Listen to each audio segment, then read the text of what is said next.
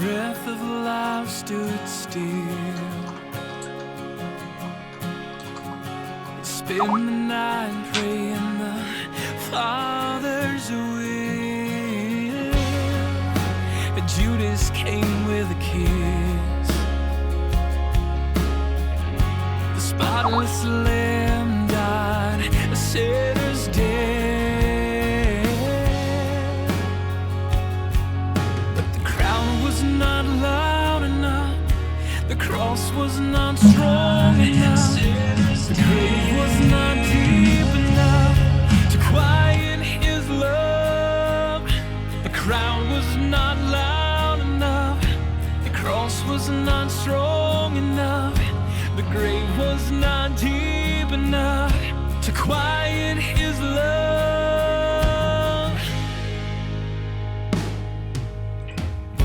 He came and said, "Be still. I've seen your doubt, but no, I'm real. Can't you see my side? Look on these scars that bought your life." But the crowd was not loud enough. The cross was not strong enough. The grave was not deep enough to quiet his love. The crowd was not loud enough. The cross was not strong enough. The grave was not deep enough to quiet his love. We'll live our faith out loud. We'll hope beyond all doubt. We'll shine your light of love for your renown. And we'll live our faith out loud. We'll hope beyond all doubt. We'll shine your light of love for your renown. And the crowd was not loud enough. The cross was not strong enough. The grave was not deep enough to quiet his love. And the crowd was not loud enough. The cross was not strong enough. The grave was not deep enough to quiet his love. Whoa.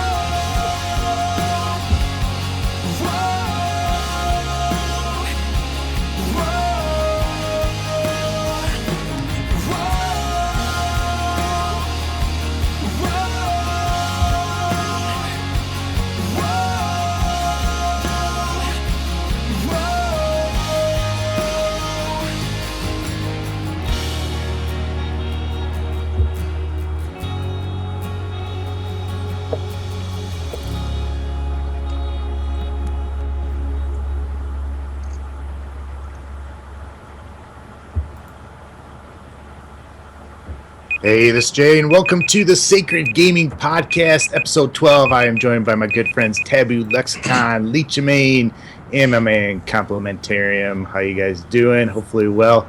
On today's show, we're going to be talking about the PlayStation Neo, upcoming games that we're looking forward to in 2016. Also, we're going to, of course, talk about some Destiny, in particular Iron Banner.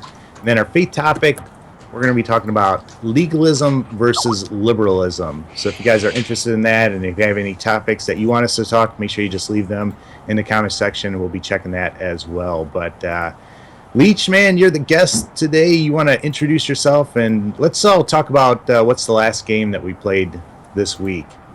Leech? All right, so I'm Leech, or Leechmain. Last game I played is Quantum Break. Really, I played that today for the first time, and I got it a while back, and I've just been kind of lazy when it comes to play video games. So I just I put it in, played it for about 30 minutes, looked at the screen, got bored, turned it off, turned it back on to play like Destiny. Sound started going on Destiny, and I was like, nope, gone. And I kind of turned off my Xbox. So, yeah, those are the last few games I've played recently. Cool. So, Leech, man, you're getting ready to graduate, too. Yep. You excited, or what's your plans after graduation besides getting a job and whatnot? So plans is basically like that's it. Like I Get a don't job. really have many plans. I kind of want to, take a break from working and doing school or anything for like a month before I have to start Nice. like working every day and stuff like that. So I'll probably take like a two weeks to a month off and just chill for a little bit. As long as Just I can, push I've the already reset paid. button. Yeah, if I've already paid all the bills and all that stuff, and I have a little bit of money in my pocket to do that, I'll just take some time off because need Cool. that little rest. Cool. But yeah, Awesome. yeah. Well, thanks for being on the show. No problem. Comp, you want to go Yeah. next? Last game I played was Destiny. So yeah, Destiny's filling up my time. So Nice. I like it. I love the April update, but we'll get more into it, I guess, here in a little bit. Heck yeah. What part of the country are you in, Comp? New Mexico. It's Oh, just man. like the old Mexico, just cleaner. So Oh, So- man. Wow. I love New 0 to Mexico. They 100 call it real the land of enchantment. Nice. So I've seen sunrises, sunsets in California. I've seen them in Florida, but they really aren't like anything out here. So it's just flat nothingness. It's a different type of beautiful, just like me. And the sunrises and sunsets are amazing. So it's fifth largest state in land mass, only 2 million people. So perfect state for serial killers. Nice. Jeez, man. 2 million people. Wow. Yeah. That's crazy. Just over 2 million people. What are your cell towers like? Do you have good receptions out there? Or is it No, kind of sparse? They have no concept of internet structure or cell towers. I could literally, I drive 35 miles to work every day, Uh-huh. and in between these two towns of 35 miles drops every time. Do you like drive really fast? Because I'm sure that's like pretty sparse as far as people on the highway. Do you like drive over the speed limit? I'll always set it 5 over. 5 So there's my admitted sin. I was gonna say, do you uh, think that's a sin for 5 over? Yeah, I thought you were allowed to go like 10 Post over. speed limit. Let's is save that what for it is, the right? legalism part, Right. right? But yeah, we'll come back to that. But no, that alleyway, and they call it the alley between where I live and the town that I work in, Mhm. is known for like sheriffs and Oh. state troopers and stuff like that. So Gotcha. you don't speed. They'll literally get you at 7 miles or higher. Oh wow. 7 miles over or higher. I they'll- usually set mine like at 8 because I think 10, and a lot of times I'll just drive 10 over. But if I set it, it's like 7 or 8 because I figure I'm safe. But I guess Yeah, they will definitely pull you over. It's because there's a lot of truck driving traffic through there, and a lot of accidents involving trucks, like semis and stuff like that. All right, cool. All right, Taboo, you want to introduce yourself? Yeah, buddy. Taboo Lexicon, Dusty YouTube channel, of course. Actually, and probably taking my YouTube channel in a new direction, which is kind of exciting, but also kind of daunting at the same time because I built like a 350 subscriber base, which that's not like impressive at all, but of gaming enthusiasts. Yeah. And I think I'm going a new direction, and I'm probably going to talk politics if I do it, which I'm pretty settled on it. I actually recorded a vlog the other day announcing it or whatever, and I didn't like the way it came out, so if I had, I might have already posted it. So probably look forward to that if that's your thing. If Cool. it's not, then unsubscribe or whatever, ignore me. Yeah. I'll definitely be looking for that. Yeah. So that should be Cool. fun. But yeah, what else? Yeah, that's it. What's the last game you played? I played Destiny Oh the yeah. other day. Yeah. Who'd you play with? You All had right. come up, actually. Yeah, that's the Finally, last time some I played. people back playing Destiny. Yeah. That's nice. I love Jay's Destiny videos with Big E. That just makes my day. Because Big E, I just find Big E hilarious. And I You find got- it, like, Have you stuff played so- with them yet, Leech? No. I Oh, think I you- played with him once. Yeah, early is on we used to do some awesome. PoE Yeah. together. Yeah, I enjoy the Nightfalls with Big E. It just makes it. Like, I used to not watch the whole thing, but then I started watching it all the time. I was like, man, this is fun. His reactions are the best. Yeah. Exactly. There's something about his enthusiasm that's just contagious. It's like, he awesome. gets excited over the littlest things. It's awesome. Everybody wants him to get his own channel, and I know if he got his own channel, he would like totally blow me open. So I won't let him have We Not just to mention ignore his Jay's videos. academics with Just watch problems. it. You can Hammer. you can be his multi-channel network. There we go. That's a good idea. Yeah. Get my daughter doing Minecraft Yeah. and doing that. You Yeah. just take a big cut. Sweet. Yeah. Heck yeah. 50%, 60 till he Yeah. turns 21. Yep. But Then it goes Hammer, down if to like you want to 40. Hammer, if you want to run a Nightfall, just send me a message in game. That's what I look at to run those Nightfalls. But I am Jay. I'm sure you guys know that since you're on my channel. But last game I played was Destiny, and I've been enjoying it with the new update. It seems like they made a lot of good changes. We're going to be talking about that towards the end of the gaming topics. So I'm not gonna do that too much. But I gotta say this. All right, I'm so bummed. I am so bummed that Golden State won 73 games. I don't know if you guys follow basketball. I know Leech does, and Leech was excited about it. But being the huge Chicago Bulls fan that I am, and knowing that they won the 72 games in a season, now seeing Golden State win 73, Yeah. that hurt. Pretty sure Yeah. they're the greatest team of all time. I'm pretty sure you better shut up. I can't believe it. Let's see if they Why does win that it ever all. get you upset? It's even Like, harder too because, all right, so it's even harder too because I'm a Cavs fan and I know that they're going to be hitting each other in the playoffs. At least I'm hoping that it winds up that way. And I have a feeling though that Golden State's going to win it all. Which, yeah, that kind of stinks. That's painful. That's painful. I'm not Yeah. not a big basketball fan. Like, I like to play the game, but I don't like to watch it at all. And it seems like the season lasts like 2 years. It is a really long season. Yeah, and the playoffs, it seems like everybody makes the playoffs somehow. Yeah, Well, yeah, yeah. Especially in the East. The East is not very good. It's not like as good as the West. Yeah. The West usually has tougher teams. A lot of good teams on the West side. The East is kind of like Cavs and everybody else this year. Yeah. So it's like the Cavs are going to make it to the Eastern Conference Finals. Problem is when they face Golden State. yep. Yeah. I can't talk too much because I like baseball, and the baseball season is very Oh, long too. Lord. So, like, Yeah. you know, One thing I don't like about baseball is, okay, so we have the Birmingham Barons, and they're like down the street from us or whatever. So whenever I'm heading to church, they have a game sometimes on like Wednesday nights, and traffic it's not even bad traffic. It's just that I have to like change the route that I usually take. So it takes me like 2 extra minutes, but then I get upset just because you're making me change my route. I don't enjoy that. Yeah. I want to stay where I want to stay. I'm just kidding. that's how NASCAR is if you live in Atlanta. This weekend we had the Indy Honda Indy whatever in town. It was crazy. Like the whole place was packed. Like everybody came to town. Dang. All right, well, hey, let's get into the gaming topics. Leech, you want to start us off since you are our number one guest on this show? What are you going to be talking about? Dang. So I'm gonna be talking about the Comp's over here chopped liver all of a sudden. Yeah, well, he's not the guest anmore since he was on last week. Okay, Last time. fair enough. I'm all right with that. taking shots. He's the old hag. But again, I was gonna talk about the PS 4.5 or PS Neo or PS 4K or whatever the name they're gonna call it. And basically, like, it's what PS4 is doing right now. And they're trying to say they're going to release an update to the system. And basically the update, as far as I can tell, is so that it can run smoothly at 1080p and 1080p 60 frames per second.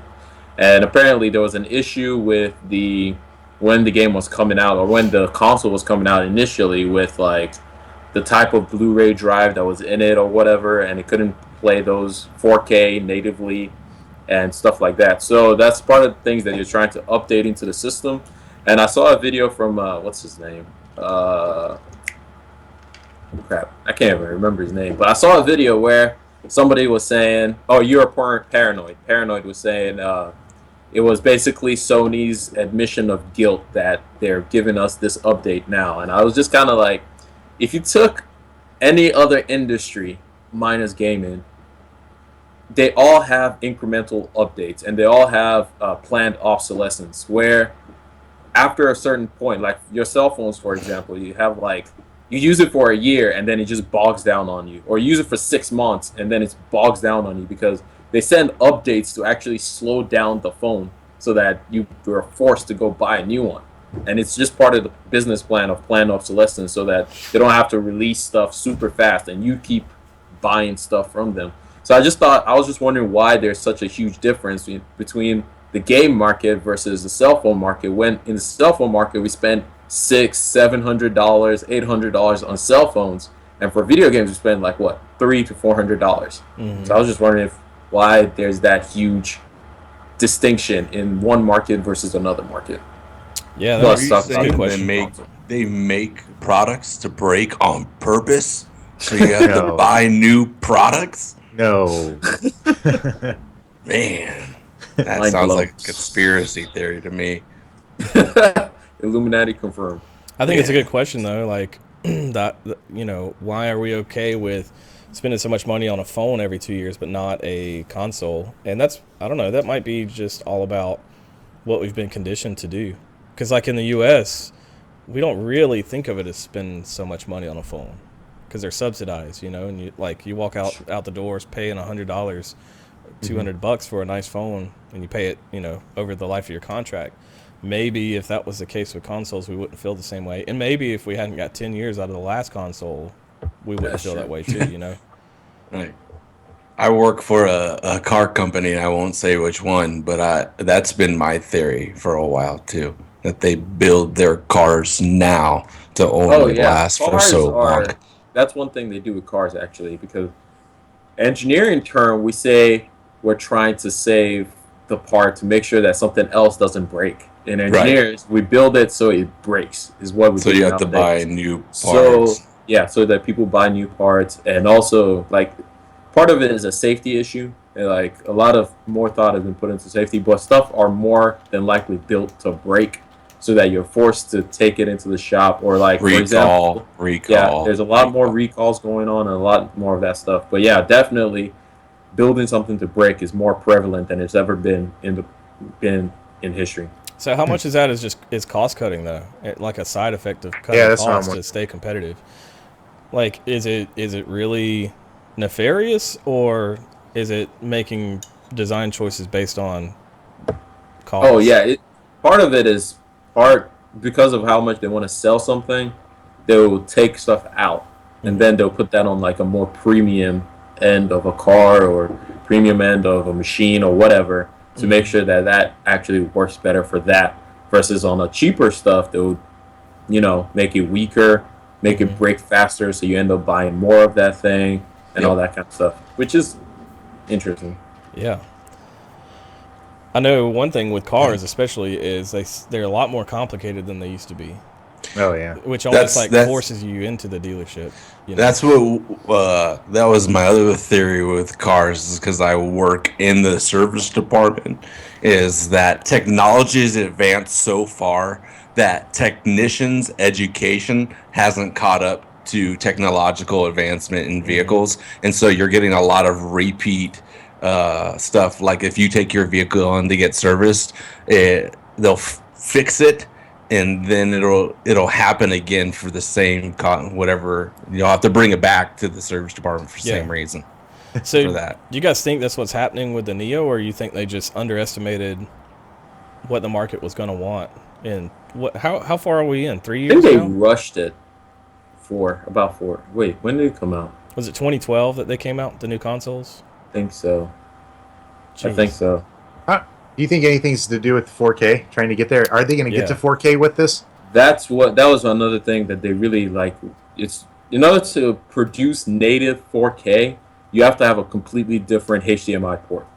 So, and that at that point in time was too expensive to be done. And now 4K is becoming a little bit more prevalent.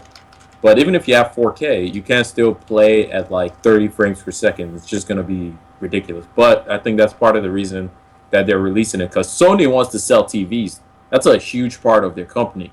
So if they can get a PS4 and a Sony TV together, they can and sell that to people and say, hey, you can actually play this game natively in 4K. People are going to hype it up. And then you're going to buy more Sony 4K TVs.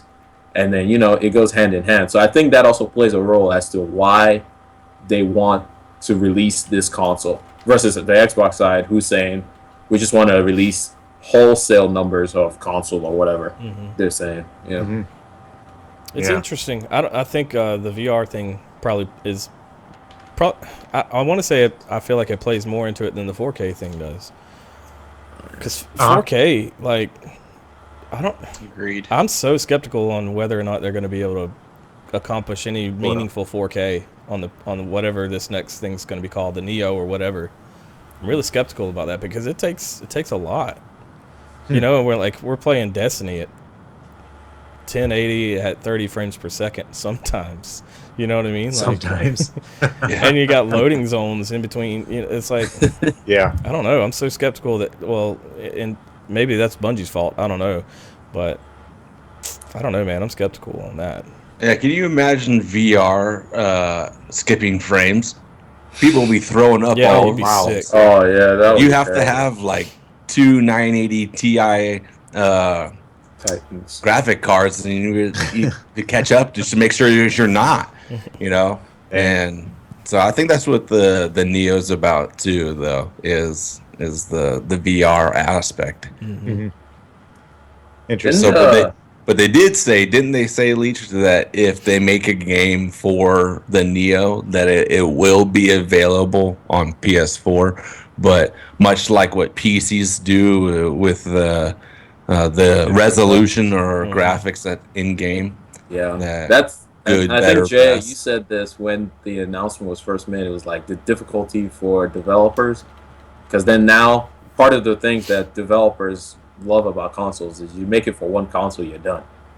But then you have to, prioritize for the best console and then break it down and bring it back. I thought it would have been easy, but then I was reading up on it, and apparently developers hate it. They're like, Really? no, don't you dare. Like, I think it was it a Ubisoft developer or Bethesda? One or the other came out and was like, this is a horrible idea by PS4 or by Sony. Don't you dare do this and stuff like that. So I didn't think it would have been that bad, but apparently it is. And it's like one of the reasons why PC is not made a ton or is not made widely popular is because of the whole fragmentation that goes on with that, because they have to develop for so many different levels that they just don't want to do that. And then plus the PC masters get mad if you don't make it for the best. So they're just like, we don't want to deal with this.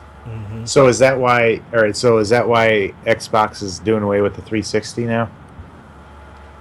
Well, yeah, this last week was the last day of their production. I can see, because thinking back to like when the Xbox 360 came out, didn't they just end Xbox period? Like it was like Xbox 360 came out and then Xbox was just done, or was there like a grace period like we saw with this generation? I don't think they definitely didn't do like they did with this one, release a new 360. There was no new Xbox model. Yeah, it was. I don't know if they just sold what they had, but it seemed like it was cut off. Do you guys remember anything different? Yeah, it was for all 12 people who played the Xbox. They just cut them off, so we're moving on to the 360. I was thinking about this when they announced that there were no more productions for 360. I was like, the 360 has lasted a really long time, and when you think about from PS2 to PS3 and Xbox to Xbox 360, they kind of just killed those consoles off. It was just kind of like, oh, well, we want to move into something new. We're done. And it was just like, because I remember one of my best friend, I talk about him on my channel, Leech, he had an Xbox, a regular Xbox, and I got a 360 that December, and then he was like, I can't find games for my Xbox anymore. And all we could play was, at my house, we play FIFA and NBA and stuff like that. So I think this whole console period has been completely different from the norm than I'm used to, or what I came from, I guess.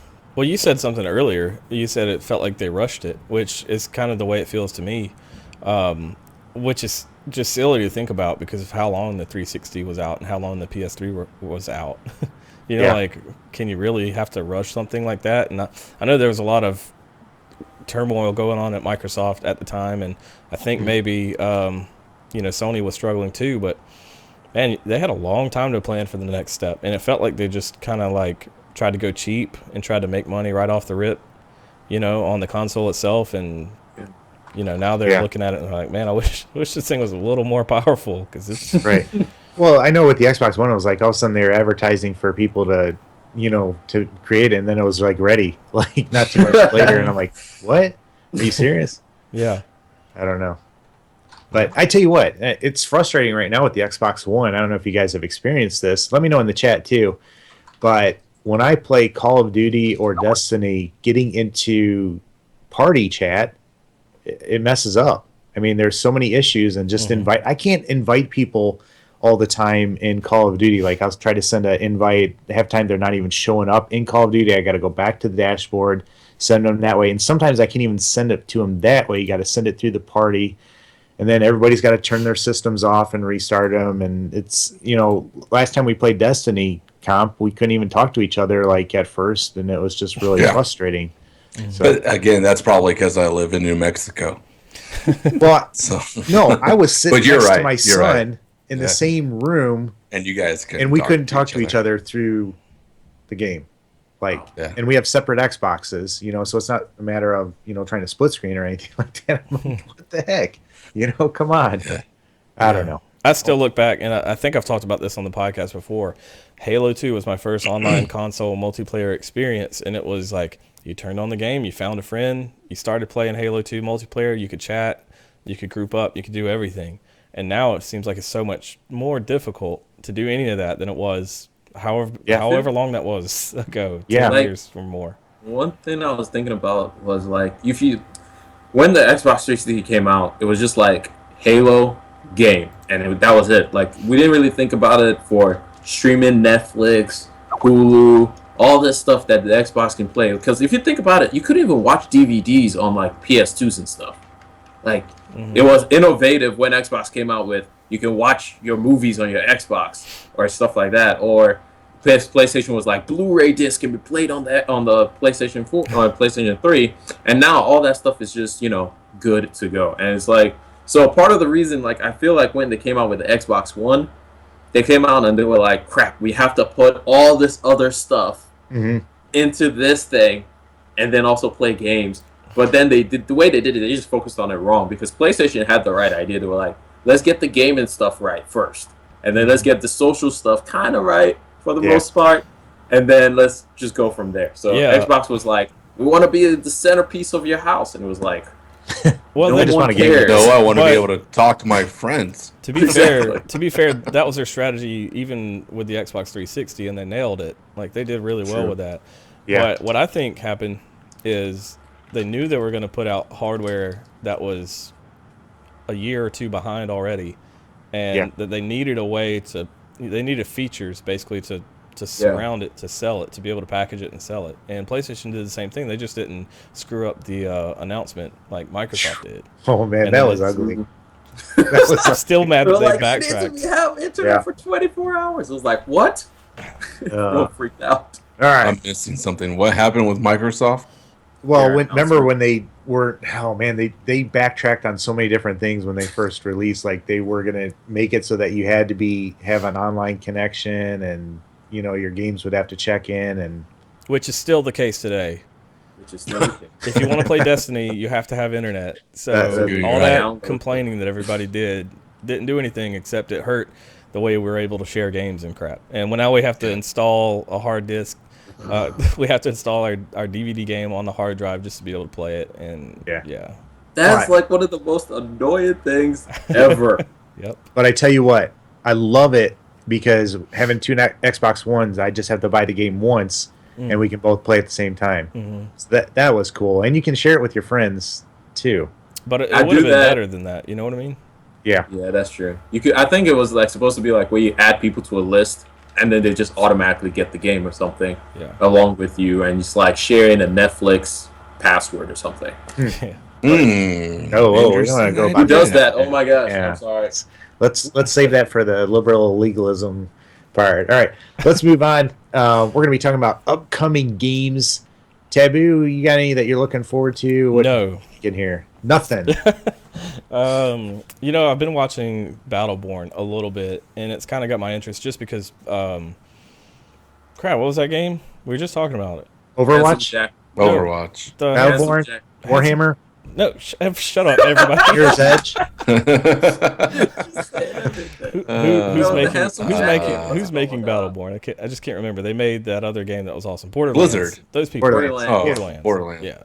Just because Borderlands was so much fun and had so much character, like I've got my eye on Battleborn. That, and I watched like a 12-minute run of Mirror's Edge that looked really cool. I don't know. It's the kind of game. You thought that looked cool? I thought it looked cool for like 12 minutes. I wouldn't mind watching somebody else play it, but I don't want to play it. Does that make sense? Like, it was interesting, and it looked like beautiful and fluid, but it's not my kind of game. So Battleborn, what was that other one that Overwatch looks interesting? Doom, of course. Somebody said Doom in the chat. Yeah. What else? All three of these games, like I was on the fence with The Division on whether I'd buy it or not, and then I finally just bought it. I'm not really on the fence with these. I'm just kind of like watching them with a little bit of interest, but nothing. Do you regret buying The Division?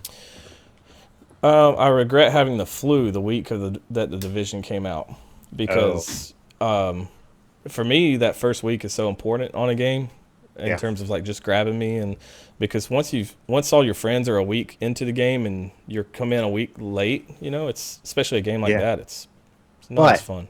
Taboo, all those people's player profiles got deleted. That would have been the perfect time to get into it. What is that about? I haven't heard anything about that, except Dagan was complaining about something. Yeah, I guess there was some update, and after the update, a bunch of people lost their profiles or their characters and had to totally start over again. Oh man! Or use the other ones that they had created. That's when you make the shotgun shooting the disc video for YouTube. That's when you stop playing. I watched a video earlier today. Mesa Sean posted it about The Division. He's like, "Where's everybody at?" Really? And I've seen some other pockets of the internet talking about how nobody's really playing it much anymore. It seems like it might be dying. And they just had a free content update a week ago. Yeah. And whoa, that's surprising after the content update. There's a Twitch person. What do you call them? People who are on Twitch? I don't know. Streamers? Streamer. That's the word. I had a brain fart. There's a Twitch streamer, Co-Carnage. He's fairly popular.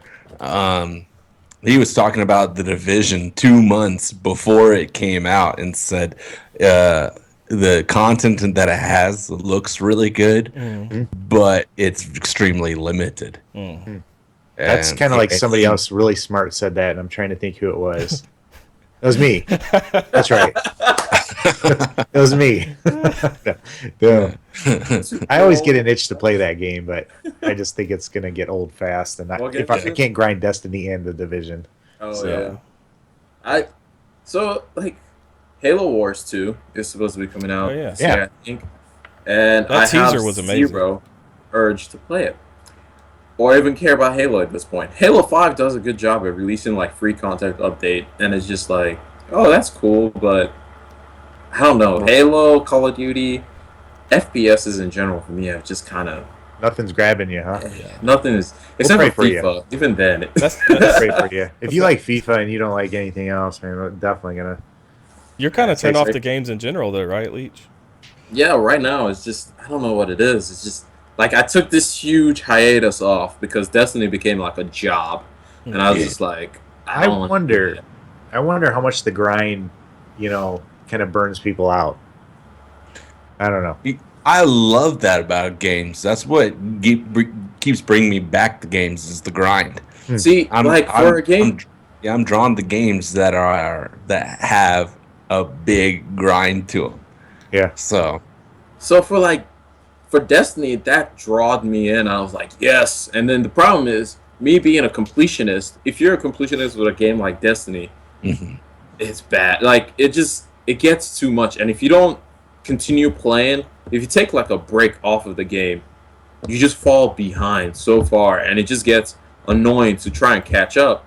But for a game like Call of Duty, for example, one thing that I did enjoy about Call of Duty was I could just do all the challenges. It's like, okay, I want to get diamond camo.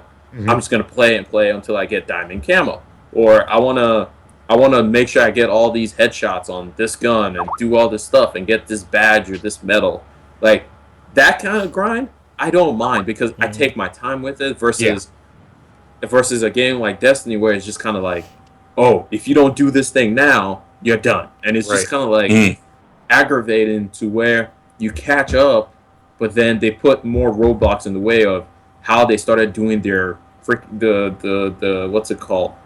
The way you level up changed all of a sudden, which was fine with me at first, but then I took a week off of Destiny. I had exams, and I took a week off of Destiny. I didn't raid, I didn't do nightfalls, I didn't do any of that stuff. I came back, and I was super under-leveled, and I was like, what is this? Like, and then after that, I was just like, I can't handle it. I just can't. And then and then school started getting in really bad, and I was just like, I'm not even going to play anymore. And then from there, it just started downing off, and I just didn't do it. I remember when I took like 7 or 8 months off of Destiny. Like I played for a month. Do you remember this, Jay? Yeah. When it first came out, and I played it for like a month, and I was like, "This sucks," and I left. And then 7 or 8 months later, you guys were like, "Well, you gotta catch up." Yeah, I had my friend Leech. He came home from summer. He came home last summer, and he was like, "Oh yeah, let's play." And he was super underleveled for everything, and he was like, I can't catch up, man. Let's just play another game. And we ended up playing Halo more often than we did Destiny.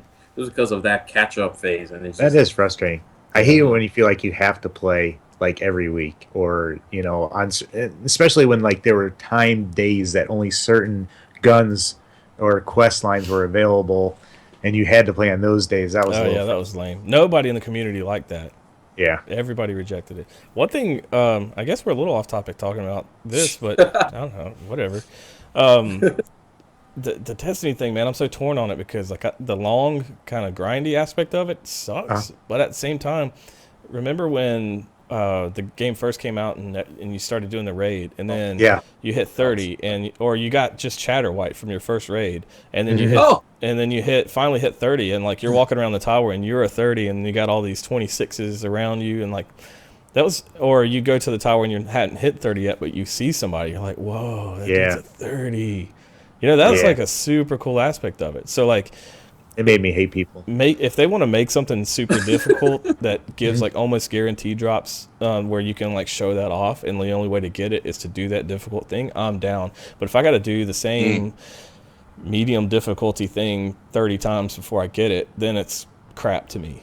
Yeah, I'd like to see either strike specific or world event specific weapons or loot. Like if I do one of the world events, like there's that. What's the boss on Earth that's in between the two levels? I'm giving you guys generalities, but what's that guy at that one place? He's an alien. But he's part of. He's like a giant knight with a sword. And he's in the open world on Earth. Okay. Oh, okay, yeah. And he's like incredibly hard to kill. Like you have to kill him as a part of the original Eris Morn quest. Yes, I know what you mean. You know what I'm talking about? There's like, in each area there's like a guy you have to kill. The Taken dudes, right? No, this guy isn't Taken. He's a knight, and he's not a big knight, but orcs. It's gonna kill me. Which level he's in? But he's on Earth, and you go from where you start. You go all the way on the other side, past the playing yard, go through the building. The event happens. He shows up. You got drops. He's like bringing a fire team. Wars happen between it's in the Skywatch. Bases. His name's Urzok, I think. That's the one. There you go. Him. Because he's so hard to kill, no matter what level you are. And like if you get a specific loot from him, That'd be cool. And then you can walk around and show, look, I completed this event, and they do that a little bit. There is some strike specific drops now. They're just like not that great, and they're still pretty rare in terms of drop percentage. But I'm definitely on board with that, man. Like, I guess I'm bashing on Destiny too much. I'm pretty sure a lot of the changes. Well, you guys are going to talk about. Yeah, let's talk about Destiny because Iron Banner is coming up Tuesday. This Tuesday, April 26th at 10 a.m. Let us know in the chat if you're going to be playing that or looking forward to that. Somebody asked if I would run it with them. Man, I want to get a full fire team. So I know Comp's going to play.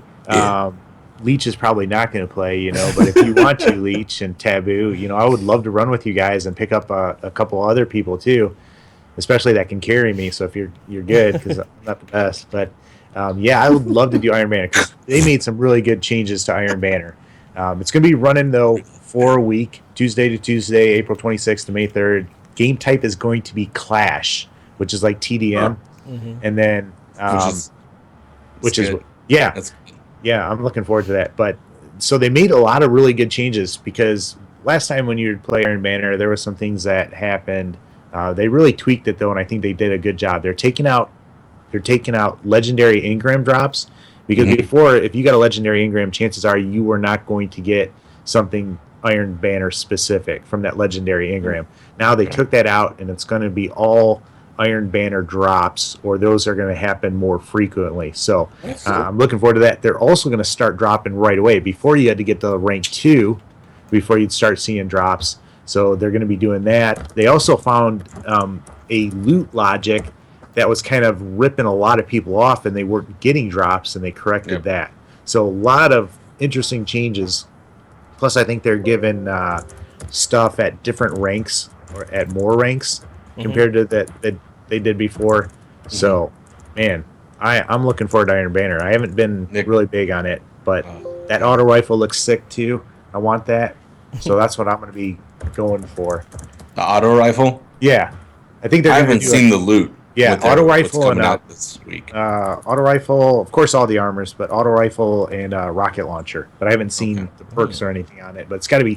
I've been looking for an auto rifle that actually functions well in PvP, and I haven't really found anything that's really great. Doctrine of Passing. Yeah, that's a faster one, and they kind of did a little bit of a nerf on that. Still destroys in PvP. Okay. Really? It's still really good. Auto rifles are good. Yeah. Yeah. They said they buffed the Suros, and the slower firing ones, it just doesn't still feel like the old Suros or even close to it. But that's a good thing though. No, it's not. Yeah, I was like, see, if you're over 40 years old, they should give you the year 1 Suros. Right, I was gonna say. He's got some nostalgia built into the Suros. Yeah, I think just melted everybody. I think 90% of the people were using that thing. I think they already give you a senior discount at Net Duma though, don't they? Oh man. So there's that. Yeah. My most nostalgic gun on that game is when the last word first came out. Oh, dude, the last word is still sick. I mean, I don't mean you get good or bad. I'm just saying when it first came out and everybody was like, what is that gun that twirls around when you shoot it? It was the coolest thing ever. It wasn't even that the gun was good because everybody was still playing PvE at that point. Nobody cared about PvP. It was just this gun is so much fun to use. Useless, but so much fun to use. Yeah. Just because you see it twirl the whole time. Yeah, people were making videos just having fun with it. Yeah. And now it is, dude, that is a great gun to use. It makes me mad when I get killed by it because the time to kill. The time to kill is 0.05 microseconds. Wow. Every time I kill somebody with it, the song always plays in my head. Which one? The it's a Katy Perry song. You have the last word. Oh, Super Dev Elevation. deleted it. Dismantled his last word by accident. Oh man. Oh, I hope you have 150. I tell you what. Wait, can you get it last out word of the though, points. Scout rifles still seem really good right now. At least that's what I feel like I'm getting killed really fast by. And it's frustrating. They also too Iron Banner. They changed some of the quest or not the quest. The what are those things called that you do to earn points to rank up in it? Bounties. Bounties, yeah. All right, so instead of having to get 2,500 points in a game and winning the match, now you just have to get 1,500 points in a match, period. So, and then they're changing some of the other ones and making them easier to do. So, I'm like, man, that helps a noob like me. I am all set for Iron Banner. Well, you've kind of sold me on jumping in and playing it after forever. I haven't played it in forever. Dude, are the connections going to be good? I'm excited to see how much the light level difference will be. Yeah. Of course, they're not going to do. I don't think they're going to make a 320 super OP against a 290. 335 though. Yeah. 335 coming up against a 300 or 301. Someone who hasn't done the raid yet or anything like that. Mm-hmm. Yeah. Fair enough. Connection-wise, they said that people with red bar in previous updates that they were going to be at a disadvantage. I haven't noticed that, though, to be honest with you. Let us know in the chat, too, if you've seen the red bar players doing well or not doing well. It's still like if you're playing a game type that rewards movement and stuff like that, those red bar people are grabbing the relic, not the relic, but the spark, and you can't kill them because they're skipping across the screen. Yeah. Like, and then they dunk on you, and you're like, oh. But I don't know. Let us know in the chat what you guys think about that. Yeah. So, Tab, you in it? Leech, man? Come on, bro. I might plug it in and then load up and see what's up, but I don't know. I might just start it, look at it, go into the world, and if the one thing that can capture me is the sound, the music that Destiny has, is just, especially at the Reef. And I heard that the Reef has stuff going on now. Yep, like it's actually been revived, so I might just go there and chill and just sit there. Listen to the Mitchell year one. There exists back guardian. It's great. Mitchell also said red bar advantage today. People were red bar hacking. Ugh. Oh jeez. I tell you that's what. One of the things with games and connection is just like you can't predict how people will try to take advantage of stuff. Yeah. I'll just be glad not to see the Thorn in Iron Banner. Oh yeah. Because man, he's still Thorn shotgun. Is it still good? Didn't they nerf it or something? It's still they good. nerfed it, but it's two still, times. Yeah, it's still good. Still good in my opinion, I guess. I'm happy to jump in with you, Jay. I just I've gotten 3 emails from Microsoft lately. My Xbox Live has run out, and the card that I used back in the last year, it was expired. So I have a new card, and they're like, "Come on, give us a new card so we can do your thing." And I haven't done it, so I'll have to renew it. I'm gonna try and find out how I can just renew it for you. Give you those 48-hour codes. I'm such a bad gamer right now. I tell you what, the PoE too. I wasn't looking forward to that, but I do like running the level 42. I don't want to run the level 41. That's still a grind and a pain in the butt. I'm not doing Skolas or anything like that, even though you can get some crazy rewards as far as reputation ranking up with running Skolas. But the level 42 has been fun, and I was really worried because they put it at 320 that Ethan wouldn't be able to play with it because he's only at 310, somewhere right around there. But I've been running it with people under 320, and we're still able to get it done and do a good job. I think Comp, you're under 320, right? Yeah. And we did, Taboo, you were too, and it's still doable. So the Nightfall's doable and PoE is doable under 320. So I'm glad about that. Cool. Meowcina. What's that? Rangers in the chat. I said meow, and Aaron said Meowcina. Nice. And his name was. Oh man. Definitely, it's something, I guess. It's brilliant. I don't know what happened with the whole I don't think DLCs are a thing anymore. I don't know. Is it just me, or does that just seem like because maybe I'm not paying attention to the scene? It just seems like Call of Duty DLCs are not really getting as big whatever as they used to. Yeah. And Destiny is going into this whole monthly update type thing. Halo started the trend when they were like, "Oh yeah, we just give you stuff for free. All you have to do is buy our packs." That was reparations, though. Yeah. That's just straight up Master Chief Collection reparations is all that is. Oh yeah. They have to do that. They had to do that. But at the same time, it's seems like DLCs are no longer a thing, and monthly updates or in some cases, subscriptions to some point are more the go-to than DLCs are. I don't know. Maybe that's just me. I've said it before on here. I'd prefer a game like Destiny to have a subscription and to bring out good content all the time and have good servers. But I think DLC still is here to stay. I think it's DLC plus microtransactions now, so I think it's just worse. Yeah. I think Halo is just trying to keep its fans from bolting after Master Chief Collection. I think they're just trying to give them a little bit of trying to buy back some goodwill, if that makes sense. Mm-hmm. Yeah, I can see that. But I still like Activision and stuff. Ubisoft, I think they're going to keep doing all that. EA, I think everybody's going to keep doing that. Oh, yeah. EA is the king. When I say the king, they started this whole thing off. In FIFA, people don't even play the game anymore. That's how bad That's how bad FIFA content is. creators don't even play actual FIFA matches anymore. It's all about pack openings. That's all it's about now in FIFA. It's no longer about playing the game or anything. Like they had this Division 1 or Championship to Division 1, which I thought was the coolest thing ever. And then nobody plays it anymore because it's all about pack openings. All about getting your super special player for a special week and all that stuff. And EA is the king at packs. Like in every game they make great packs. They know how to get people to show up for packs. So it'll be like Team of the Year packs, and then people will just rush it, and it sells out in like 2 hours. They put such a limited. People like limited stuff, so they put like this short amount of time for people to be able to do it, and then people rush for it and get it, and it's just like EA is just gonna keep doing that, and they've basically made the industry what it is, in my opinion, because it's been going. Who makes Hitman? I have no idea. I can't remember right now. Is that EA? I don't think it is. I don't think so. Okay. Do you think that's what we're going to then, Leech? Is Episode that style 5. where they're releasing only one session at a time? It can only Like they don't work- give you the full game.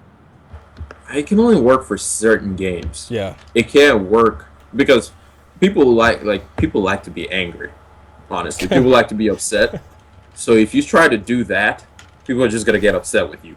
So it can only work for games like Hitman, because Hitman is a type of game where you have to stay in a certain area and figure it out and keep playing and playing and playing.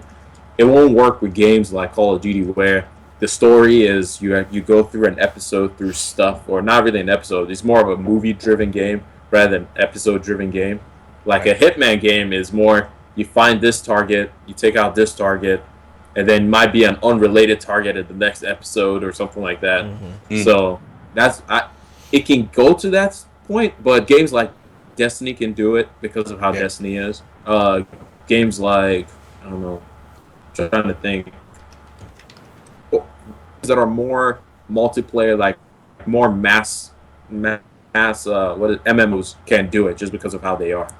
Right. So like lore-driven games can do that, but multiplayer-driven games can't. Actually, multiplayer can do it, but just not very linear story-driven games. In the sense of like Quantum Break, for example. If they came out with Quantum Break and tried to sell it to us for $60, and it was like, oh, you just get the first part of the game. All you get is the story of him and his brother, and you don't get why they're fighting. Whoa! But No spoiler let me alert. ask you guys this. Come on. What are you guys talking about? Because Leech started in on FIFA, and I just got like totally bored and tuned out. And so I'm just now tuning back in. I see how it is. That's the difference, though, right? Leech is like, I think the Hitman thing is hitting just $15 a pop, I think, for the episode. Yeah. So like, I think theoretically a COD could do that. You know, I think if you think back to Modern Warfare 2, you had that, or was it COD 4? I can't remember. Had that really cool opening scene in like a Middle Eastern town where you're like on a truck. I think you're captive, and then you're surrounded by like this bad dude with the gun and all his followers, and it had this real like terrorism stronghold vibe.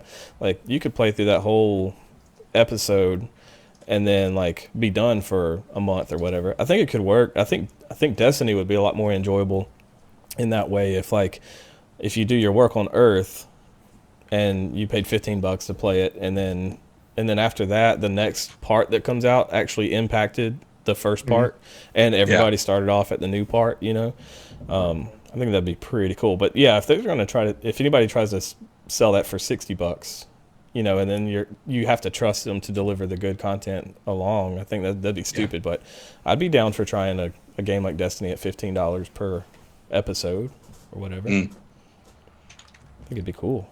Yeah. Yeah. I would. Like $45 for 3 sessions. If you liked it, you paid an extra $15 for the rest of the sessions. Yeah, and just keep putting out $15 sessions until eternity ends. I don't know. It'll be fine. But that you could always play multiplayer. That might be a separate thing. You might have a $15 story and a $15 multiplayer. I don't know. Like, because I see stats with COD that say, like, something like, what is it? 60% of the people never play multiplayer at all. Oh, multiplayer? Yeah. In COD? Like campaign driven, yeah. I don't ever play the campaign. I don't either. I think a lot of people don't have the connection still, or are not able to, because I mean, you think back to a little while ago, I was only playing the regular. You know, I guess that's changing. Pretty much everybody has connection, but I don't know if they have enough to play it well. Or No, some of the young men that I teach, they're not allowed to play multiplayer. Yeah. So Okay. all they play is campaign. Yeah. I remember those Yep, days. that's another thing. That was like 3 years ago, wasn't it, Leech? Yeah, Well, I didn't want to say I was gonna it, make a joke about Leech. He's Will the said baby campaign is in better here. than multiplayer. So we got a guy in the chat saying that. So Oh, Nice. AW's campaign. well, was we better can than kick him. multiplayer. So. yeah, Bro, Mario 2 was better than AW's multiplayer. Mario 1 was better than Yeah. No.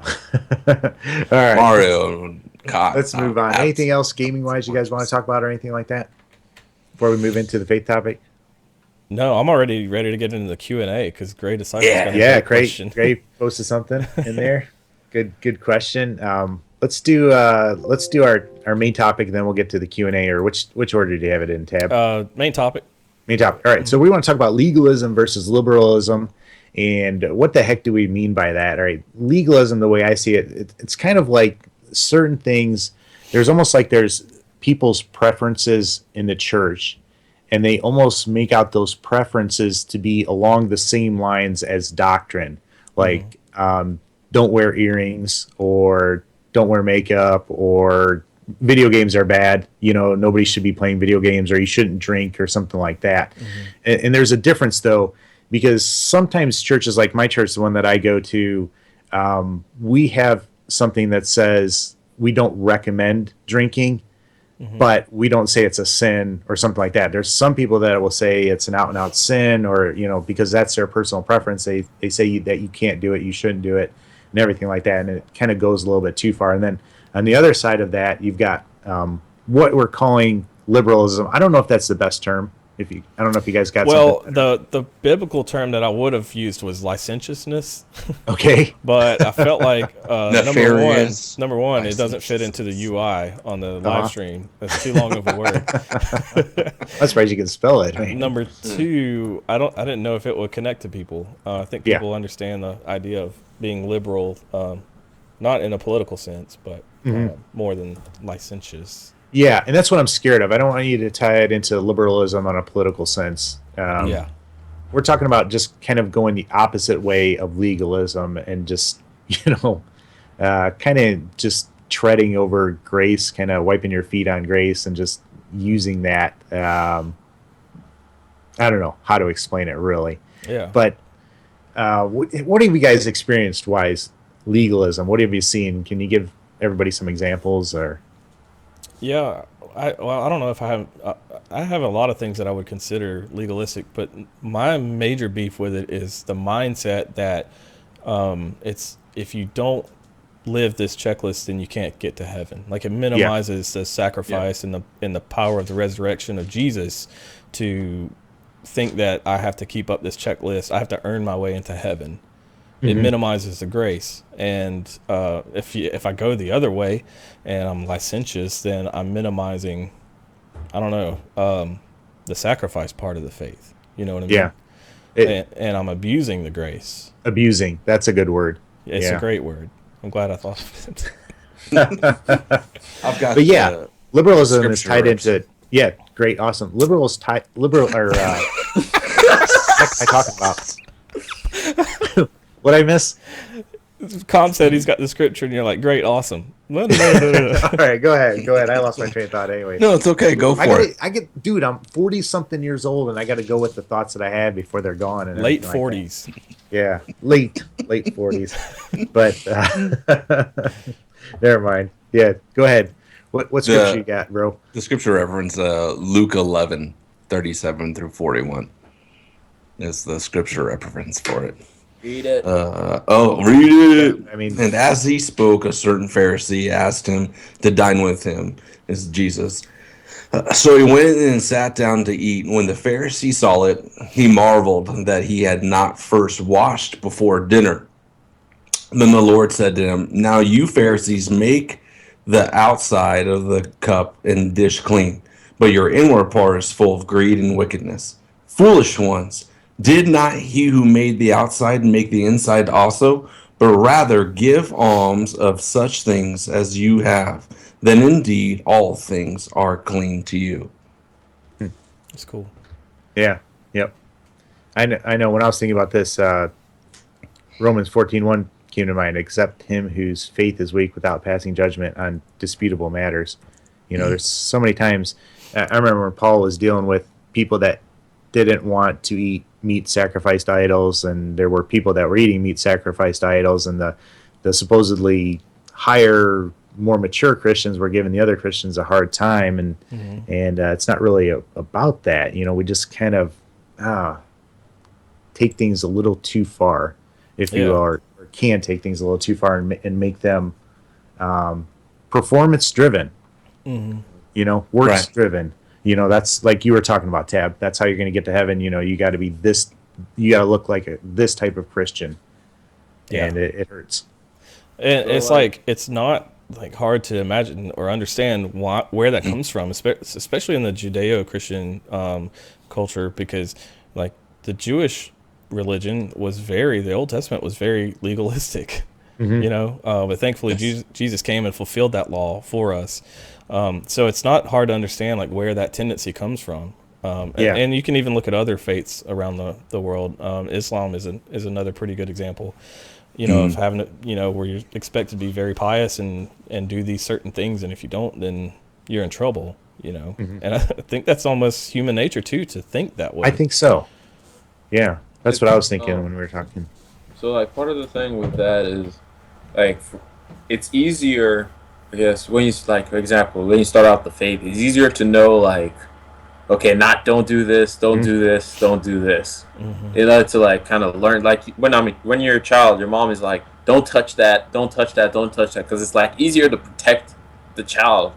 It's just easier to tell the child don't touch it. Yeah. But at some point, the child starts asking questions of, why shouldn't I touch this? Why shouldn't I do that? And part of that is just, and from there, a lot of people are just kind of like, don't know the answers to those questions. So then they start like, that's where people kind of start making like very rigid distinctions, or they're like, we don't know why, but you just got to do it. Just do it. Yeah.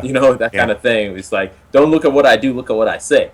And or just do what I say. And that becomes such a big problem. And that is, in and of itself, is, I think, more of the issue, more than, like, I don't know. Like, for example, my church, drinking is completely looked down upon. Like, drinking at all is completely looked down upon. And for me, that's how I've always thought about it. I've just thought about like drinking in and of itself, because the way they put it in my church and the way we thought about it and we're taught about it is just, if you start, sometimes it's hard to find that line. And a lot of times we want to find that line so we don't cross it, and we try to put that distinction. And our church is just kind of like, instead of trying to find the line, why even bother starting at all? It's like, just stay away from it, just in case, because you never know. And the example our pastor always gives is, would you like it if he was drinking and you wanted to introduce him to your friend or something like that? So that was just something that he was saying. But I don't know, like the legalism versus what was the other one you used? Or don't use the Licentiousness. taboo word. No. I looked at the chat and it was right there, Yeah. and it's just I don't know. There's a spirituality aspect of we know, like it's kind of like part of it is also we don't want to lead people the wrong way, so we just kind of we make these rigid laws and these rigid rules, and which is part of the.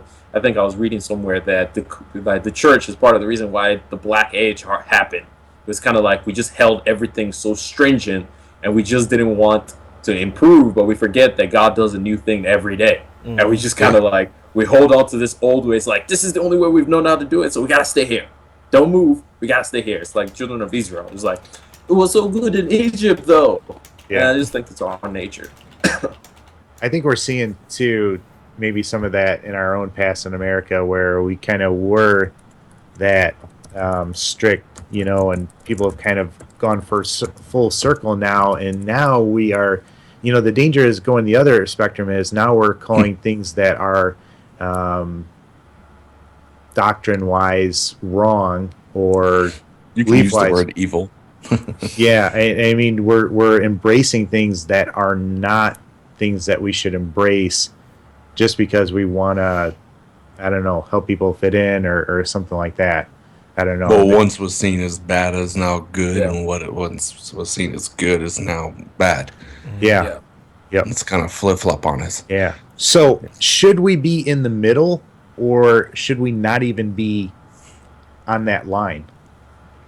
I think it's perspective that when you're worried about that sort of thing, you've got it all wrong. When you're even thinking about legalism or that sort of stuff, you're putting the emphasis, as Taboo kind of put it earlier, to the external. You're putting the emphasis on the external instead of the internal. Yeah, and that's where the emphasis should be.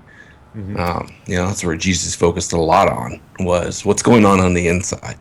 Yeah. Not on anything on the outside. So Great Disciple put in chat a little while ago, he said spirituality is not legalism or liberalism, but it's love. I think that's a pretty good way to look at it. I feel like our position is off that spectrum. I don't think that we land anywhere on that left or right spectrum of liberalism versus legalism. I think it's outside of that completely. I think he's dead on with that. And you can see examples of that. You talk about internal comp, like Jesus addressed internal when he said that if you lust after a woman in your heart, then you've committed adultery. If you've angry with your brother or whatever, not angry, but you're guilty of murder, whatever that correlation was, that's internal. Like you don't even have to commit adultery to be guilty of it. And that's what shows it's what shows the standard to be so high that it's impossible for us to fulfill it ourselves. So that's why we have to fall back on Jesus and understand that he's the one that fulfilled it, and it's our faith in him that allows us to make our way into heaven. And it's not how many. A lot of us have been watching Ravi Zacharias a lot lately, and he says that we're so busy worrying about the left and the right that we forget that there's an up and a down. Yeah. The ironic thing with that is today we talked about Jacob, and when he got to the stone and he fell asleep, and then he said God is in this place, and angels were ascending and descending, and it's just we forget, like, it's not just here. There's kind of another frame that we have to be looking at, and grace, as Combat just said. We need that grace. And at the same time, like that's a mindset, right? The legalism. If you think that you have to do these things to get to heaven, like that's 100% wrong. I'd like to explore the licentiousness, like liberalism side of things, because like how far can you go before you are being a detriment to your own spirituality by trampling grace? I think if you're not worried about it at all, that. Last week, I think my pastor was talking about the audience of one, living for an audience of one, and that should be our primary focus, our concern. But we need to know that the scripture also says that we can't be doing anything that has the appearance of sin either. Yeah. You know, a lot of us don't know that. Like my wife and I, we lived together before we were married, but it was an awkward situation. Like I got kicked out of my own home, and it was the only place I had to go other than live on the street. And though we lived together, we slept in separate bedrooms, but the church saw us living together. You know what I mean? There was that appearance of sin, and it was like, well, we know we're doing the right thing, but we need to know we could be causing others to stumble. Yeah. Like with the They drinking. pointed that out to me. And Yeah. the whole group actually pointed that out to me the other day. So, Like with the drinking thing, you know, I've been convicted a couple times of going into a store to go buy alcohol. Wasn't my purpose. When I was going to get groceries, and one of the things on the list was alcohol. You know, but would have like one of the young men that I teach in the store, and they would see me, and I'd be like, "Well, what does this look like to them?" Yeah. I tell you So what. it's kind of that in between. Yeah. That's a interesting question though, thinking about how far, you know, or what is going to, you know, there's some denominations that believe that once you're saved, you're always saved. And there's some denominations that believe that you can lose your salvation, you know, and I don't really want to get into that debate, but man, yeah. Tune in next week. Yeah. Tune in for the next 6 months. It's more than a week. Yeah, exactly. it's a tough discussion. John 1:17 says, "For the law was given through Moses, grace and truth came through Jesus Christ." That's right. That focus, man, that perspective, it's huge. I asked in chat, I asked Gray Disciple, I kind of put him on the spot, but there's a passage in Hebrews. Every time I read Hebrews, it kicks my butt. So I try to like avoid Run it, away. you know, but it's like, there's something in there that talks about trampling the blood. And every time I read it, I'm like, oh, I'm the worst sinner in the world, you know, which I think is probably a healthy mindset to have anyway. But hopefully he'll find what I'm talking about. Or if anybody in the chat or any of you guys are familiar with the verse, I just can't look it up right now. Chapter 4. Chapter 4. I think it's chapter 4. Yeah. Anyway, I'd be interested to see if he can come up with that, or if anybody else in chat can, because I think it's topical or relevant at least. I think- Maybe while we're doing that, go ahead, Leech. No, go ahead. I was just gonna say, like, isn't there another verse that states that, I mean, every time we sin, we're basically re-crucifying Jesus, and basically just putting him on the cross again, and making him go through all that pain and suffering again. So I'm not sure. That might be one of those Christianese things. Yeah, Really? Yeah. yeah. Well, then I need to read my Bible more. 'Cause, you know, We I've all thought do. of that in my head as like a thing. Oh. Hey, man, I don't even go. Somebody You know, Somebody told me a story too, and it kind of relates to this, but I forget the guy's name, but I think he wrote Masterpiece in the Mud or something like that. But I got to hear him in a conference, and he was talking about this guy who came to church, and he had long hair, tattoos, and everything like that. You know, when he first came to the church was very accepting of him. And then he was there for like a month, and he decided to accept Christ, and he got saved, you know, and trust Christ for his salvation.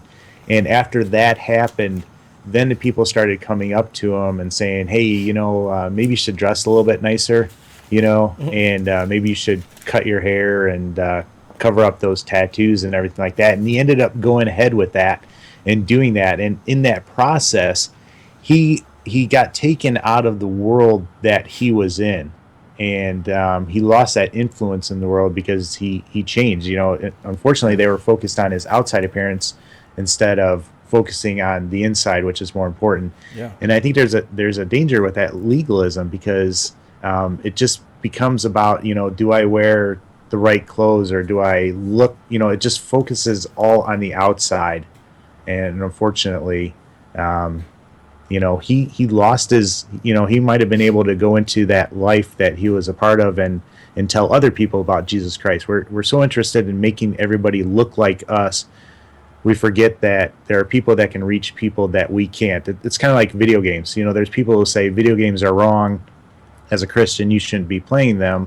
And yet there's a billion people playing video games right now, and we can go in and talk to them because we play video games, and we can reach out to them and share the love of Jesus Christ with them. And that, hopefully that's what we're doing, you know. But if everybody looked the same, or we were kind of forced by legalism to give up video games, then that's unfortunately not a good thing. Yeah. So Aaron and Disciple came through on this verse. I'll share it with you guys. I'm gonna go to it's Hebrews 10. I'm gonna read verse 26, and then I'm gonna jump down to 28 for time's sake. But 26 says, "If we deliberately keep on sinning after we have received the knowledge of the truth, no sacrifice for sins is left." All right, that's tough. And then verse 28. Anyone who rejected the law of Moses died without mercy on the testimony of 2 or 3 witnesses. How much more severely do you think a man deserves to be punished who has trampled the Son of God underfoot, who has treated as an unholy thing the blood of the covenant that sanctified him, and who has insulted the Spirit of grace? So those heavy words from the book of Hebrews. Yeah. Thanks, unknown author. Right. But didn't even sign his name. Come on. But He said, I mean, I don't want none of that life. Said, that's y'all like gonna come after me. that's what rubber bands me away from liberalism or licentiousness. You know what I mean? Like, that's heavy right there. You know? Yeah. One thing I'm trying to learn, or one thing that's kind of come up in me, or been a focus for me, is so there's the reverential fear of God that we need to have, but then there's the actual fear of God where the Bible says that he never changes, he's the same. So in other words, he's the same during the time of the Old Testament, and he's still the same during the time of New Testament. And it's to remember that, look, just because we have grace doesn't mean that, we just kind of take it for granted and then we go, DTMing all up in the space. Which DTM means doing too much, for those who don't know.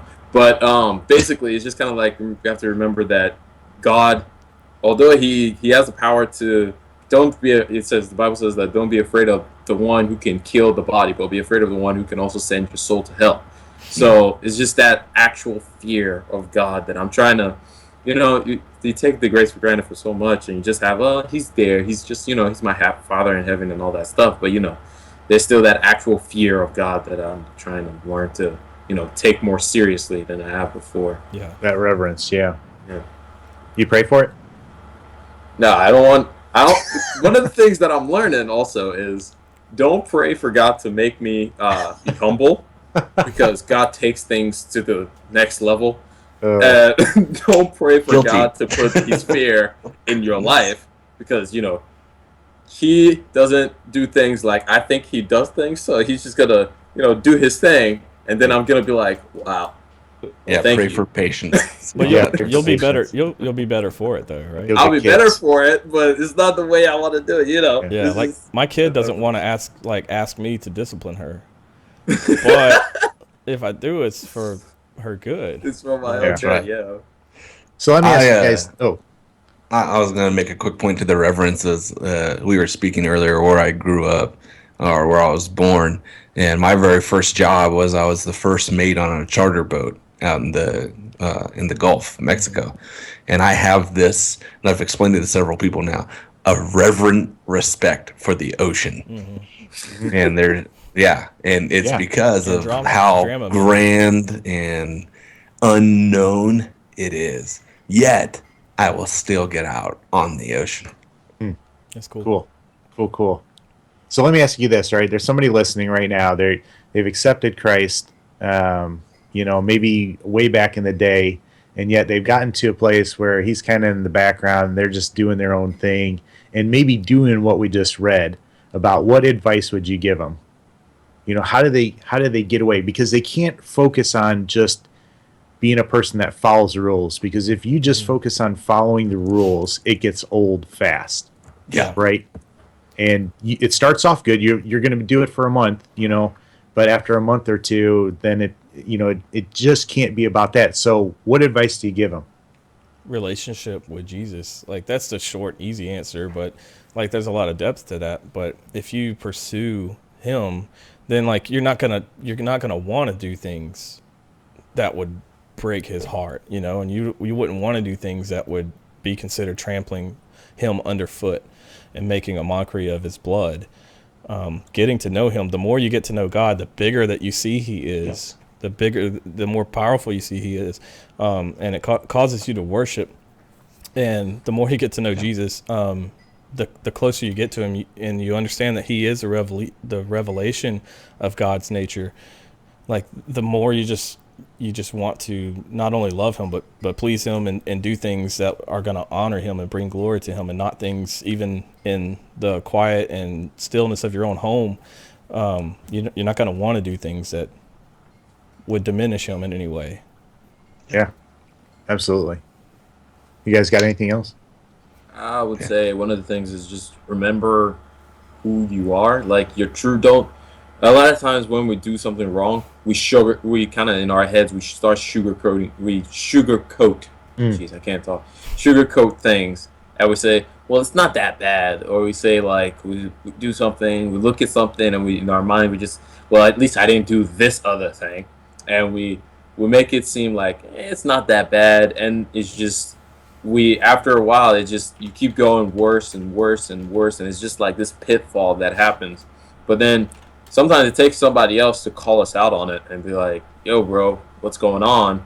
I haven't been seeing you doing whatever, or I haven't been seeing you around or hanging with the right crowd, and you know, it just takes, sometimes it takes something else to pull us out. But sometimes on our own, we just, I like something I call, like, it's good to keep mementos around, or I don't know, a memento is something like you remember. So this is what happened when, like, for example, if you get saved, like the message, the pamphlet you got from church that day, pin it on your wall, because then that becomes a reminder when you're slipping and you're slipping and you're slipping away. Because one day you might just look up and you see it, and it's just like, oh, yeah. Well, then it just kind of, you know, it brings you crashing back to where you need to be.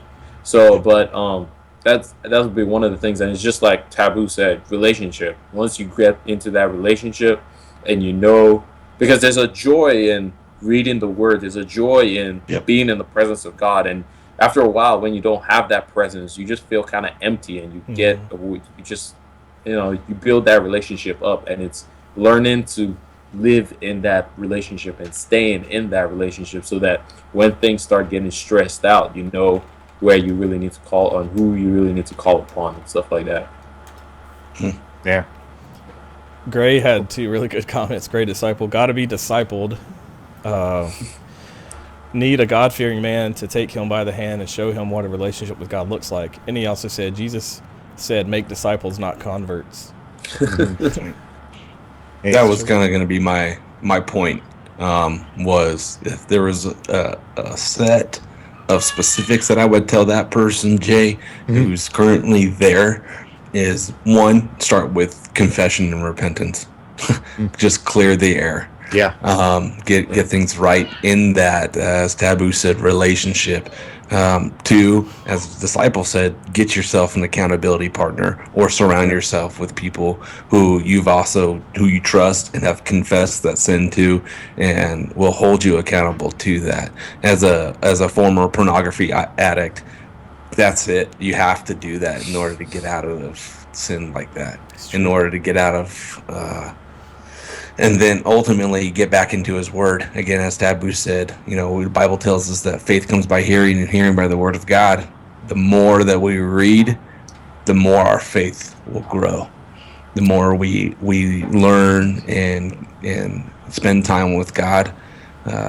You know, the Bible also tells us that his word will not return void. And so it'll just continue to build, and we shift our focus. Instead of focusing on what I'm not supposed to be doing, focusing on what I am supposed to be doing. And you'll just start a whole new sequence. You'll start a whole new routine. Absolutely. That'll completely break free of that sin. It's hard to focus on, it's hard to sin when you're focusing on God's grace and remembering what he did for you. Yeah. And so, I mean, that'd be something that I add to that too. You know, in my own life, I've noticed that, you know, I've done the thing where I thought that I had to pray for an hour a day, you know, and I did that, and and there's something good about disciplining yourself.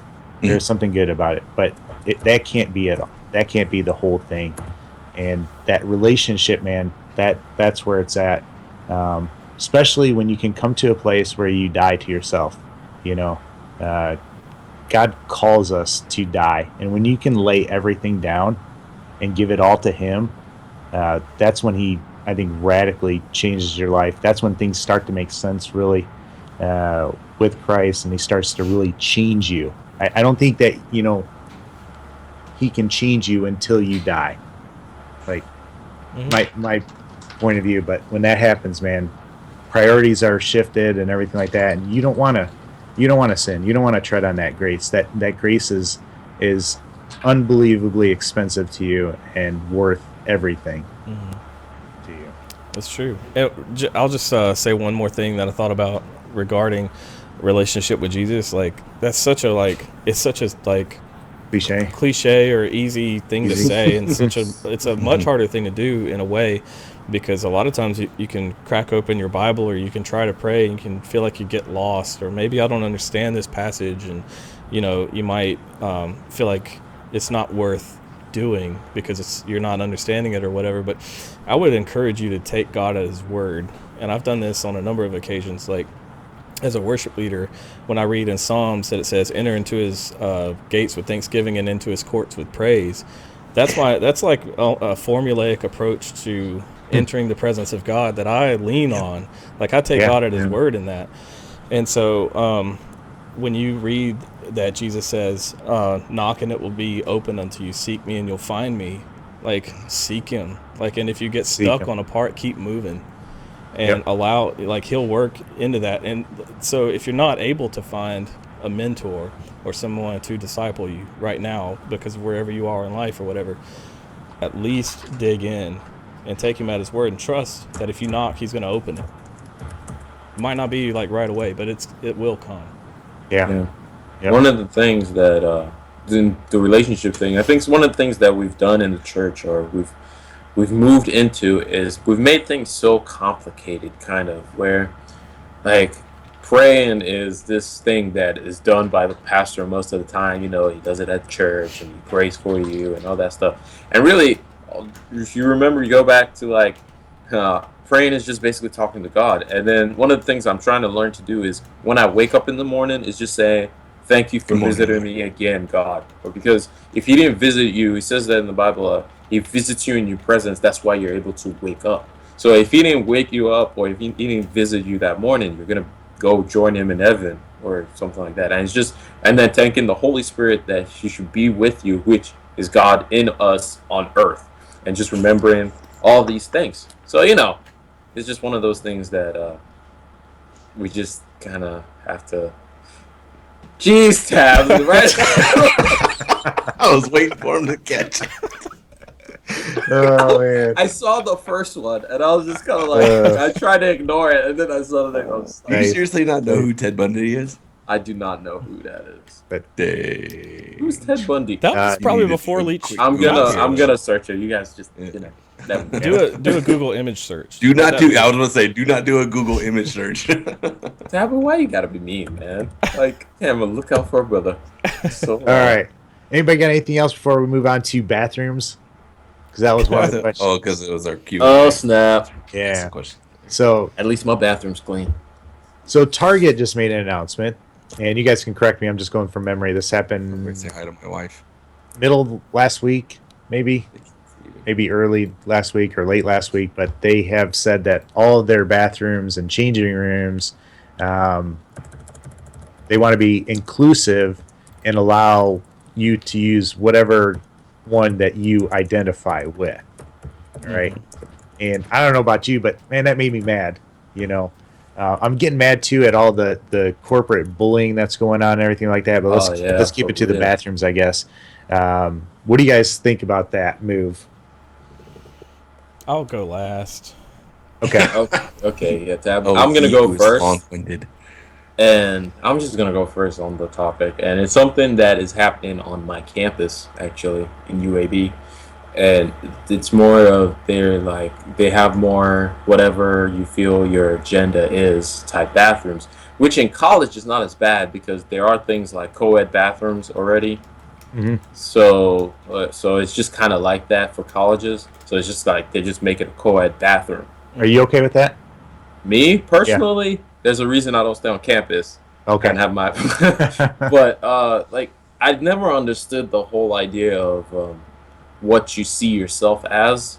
Yeah. Like personally, it's never been something that I understood. It's kind of like, well, I'm a dude. Yeah, I may, like my sister. If she grew up in the U.S. right now, everybody will say that she sees herself as a boy, and that's not the thing. It's just she loved to play soccer with us when we went to play soccer. She loved to run with the boys, hang with the boys, and stuff like that. But she was still a girl, and when she grew older, she started, wearing skirts and all that stuff and acting more girlish and being less tomboyish. In the past, it was like, oh, you're just a tomboy. Now it's, oh, well, this kid must identify himself as a girl. And it's like, Right. the kid is 5 years old. How is Yeah. he supposed to know these things? Like, Yeah. it's just the way we've come to make these decisions about stuff is so ridiculous and so obscene as to how we get to the points that we are. It's just like, add some common sense back into the system. Just add Yeah. common sense. Think about it.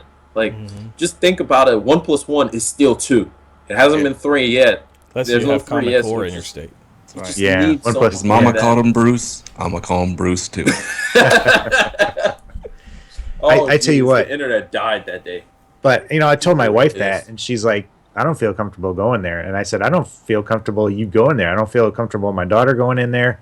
Nope. It's different for girls, and I'm very protective over them. And the thought of a guy being in that changing room, especially Leech, you were talking about the co-ed dorm rooms, and how many times do you see a story come out where some guy is in a shower and he's got his phone over Yep. the shower stall, taking a video of the girl next to him? Heck no, man. I don't want that. I don't want my daughter and my wife subjected to that. And I think it's horrible policy, in my opinion. It makes me mad. It makes me want to boycott Target. I told my wife we're not going there. That's my 2 cents. But I'm big on. I believe that our identity comes from God, and that God made Sorry, that was us towards you. male and female. And I believe there's a difference, and that's where we need to find our identity. Now, at the same time, while I say that, man, I know there have been people who have experienced tremendous pain. Maybe they were raped, maybe they were abused, and so the woman doesn't want to identify as a woman anymore, so she's dressing up as a guy. And my heart goes out to those people, and I think we need to be loving towards those people. But I don't think that means that we change the way bathrooms work in essence. And not to confuse anybody in chat, but we're not saying not to be unloving towards the other people. Oh, yeah. We as Christians are called to love everyone. Yeah. But Except Yankees fans. I'm pretty sure that's in the Bible. Heck yeah. That's yeah. says the Well, Red Sox fan. And Jordan fans. But Yeah, Jay, I'm coming for you. Whoa. Okay. yeah, no, I definitely I can't because I got a 5-year-old daughter and a 15-month-old daughter, and I fear the world that they're gonna grow up in when stuff like this is going down now. Yeah. What's gonna be okay? What's gonna be okay Yeah, in it's the a next slide. 15, 20 years? Yeah. And there are several things that people just listed off in chat. The incest, lowering of the age of consent.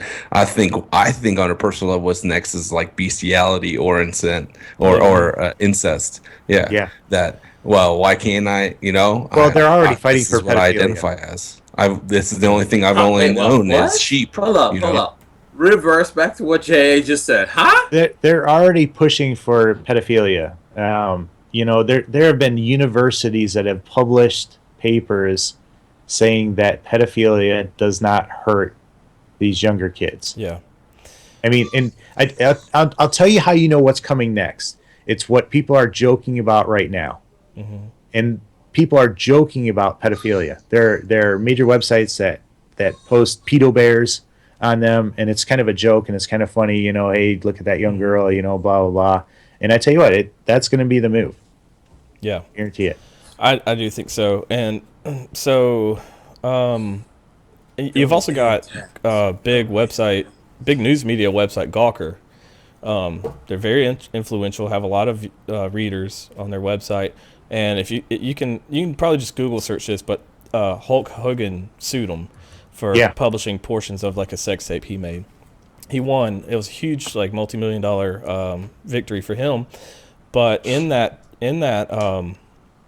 case, one of the guys from Gawker, maybe two of them, said that somebody asked them where would they draw the line on post newsworthy content when it comes to age, explicit content like that. And I think the guy said 4 years old, something like that.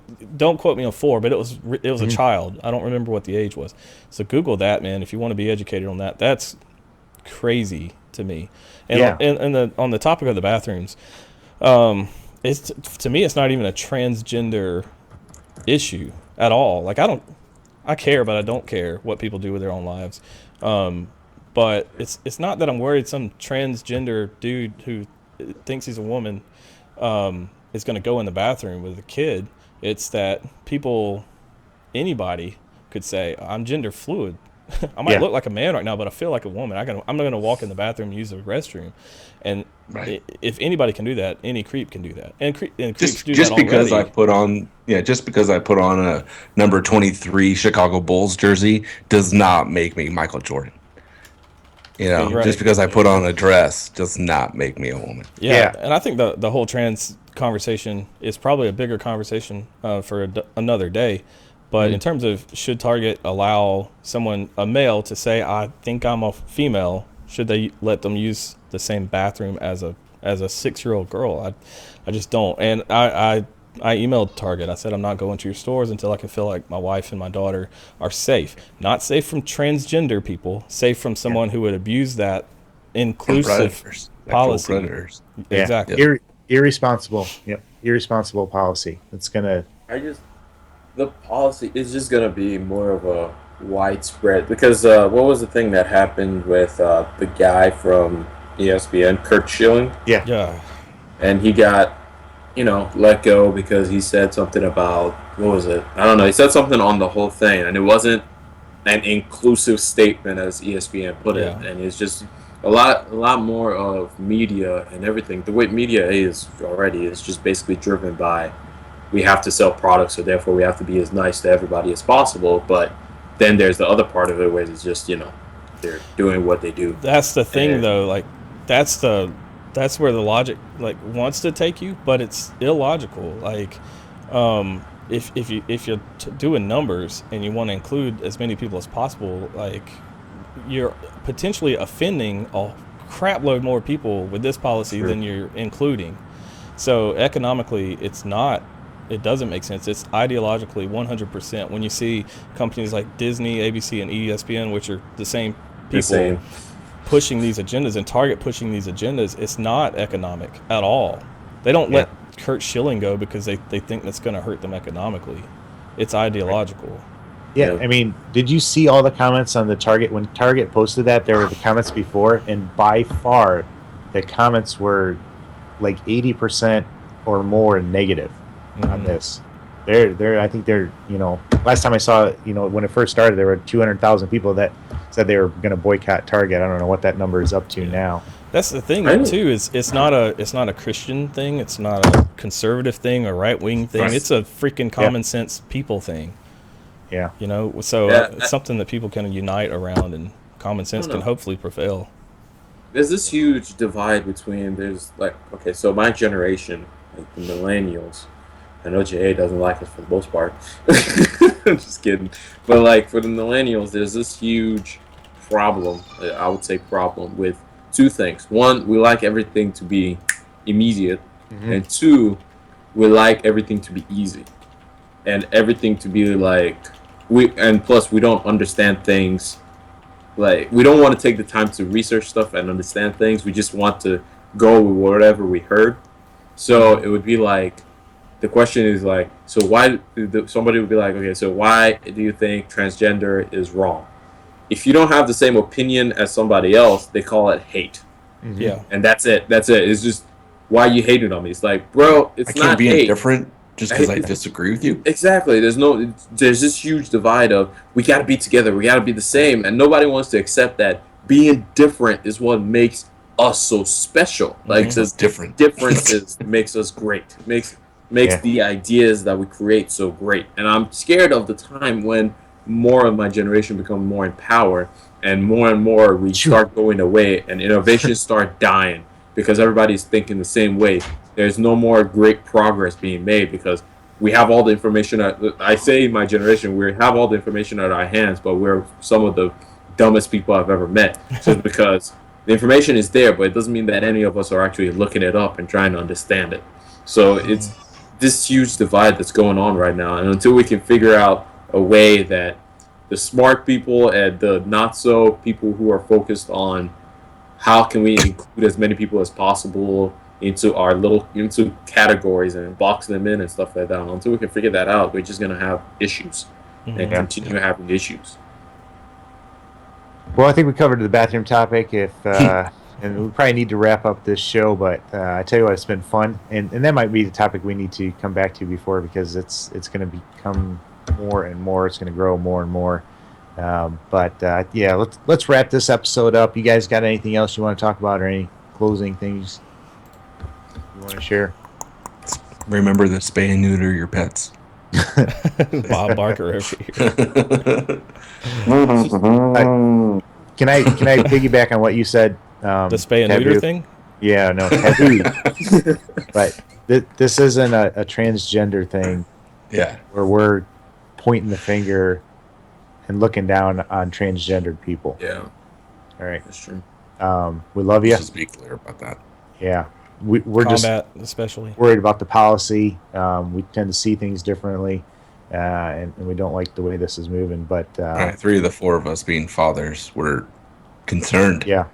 And the world's going to label, I posted something and the world, lashed out that I was a bigot right away, because I was not accepting of this. But I'm not going to be accepting when it comes to my kids' safety and my wife's safety. My job is to look out for them, in my opinion, so I want to be careful about that. But it doesn't have anything to do with you as a person. Right.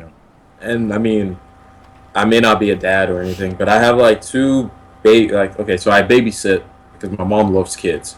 So I babysit these 2 little girls from time to time with my mom, and it's just like sometimes I think about, oh my gosh, like you see them growing up, and then you think about, wow, the world is such a dangerous place, and then you think about all the things that people who have never met them before, all the policies they're making, all the rules that are being put into place, and all you can do is sit back and wonder, like, how will the world affect them? And you pray that God continually protects them and watches over them and guides them and leads them in the right way.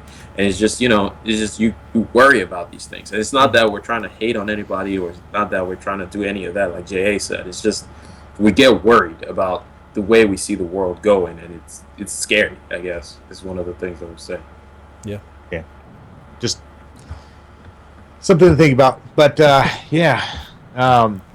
Comp, Yeah. thanks for being on the show last minute. He was a last minute fill in for our man Ocho. If you guys remember Ocho's father in your prayers, we'd all appreciate that. And Leech, thanks for being a guest on the show. Thank you for having me. Hope to have you on again, especially since you were kind of trashing millennials. I kind of like that, Dude. Plus, we might be able to look over your grilled cheese thing if Yeah. keep that up. You seriously not like grilled cheese? Or is that I just don't a like joke? grilled cheese, bro. You are dead to me. Yeah. What about if See, you put like this is what I'm bacon on? talking about. Look at this. Look at this. Everybody already. Same thing with everything we've been talking tonight. I'm going to love the sinner, but I absolutely hate your I sin. hate that saying so much. I hate that saying. All right. Taboo, thanks for doing all the behind the scene things on the show. Really appreciate that, You got especially when you got to do it last minute and change everything up. You the man. Really appreciate it. Anthony Smith said, do you guys use thumb grips? No. What Are you talking about FPS freaks and stuff like that? Or the little Yeah, I think things that's that what he go said. on the tips of your thumbsticks? I got I do. I love those things. I don't know if you can tell that, but Best controller I ever bought was the white Xbox One controllers. Those things have grips on the grips, back. yeah. Yeah. I gave Oh, mine to my sons. I got the Elite now, but I gave that one to my son. That one is great. Yeah. It's awesome. Like best investment I made. And then I never use it. So there's that. All right. I think Taboo and I, as worship leaders and musicians, we have a natural grip on our fingers. We've got that padding. Yeah. You kind of Hey. left yourself open, but I'm not going to go there. Go ahead, go for it. Take the free shot there, buddy. What are you gonna say, Tab? I was just gonna say that my outro song's gonna run out in about a minute if we don't wrap this up. Okay. Hey, thanks for watching, man. Really want to thank the chat for the awesome thing in there. Start off a little rough, but you guys are awesome. Thank you guys for showing up. If you would, thumb this up when you see it live on YouTube and everything like that. But guys, as always, take care and God bless. See ya.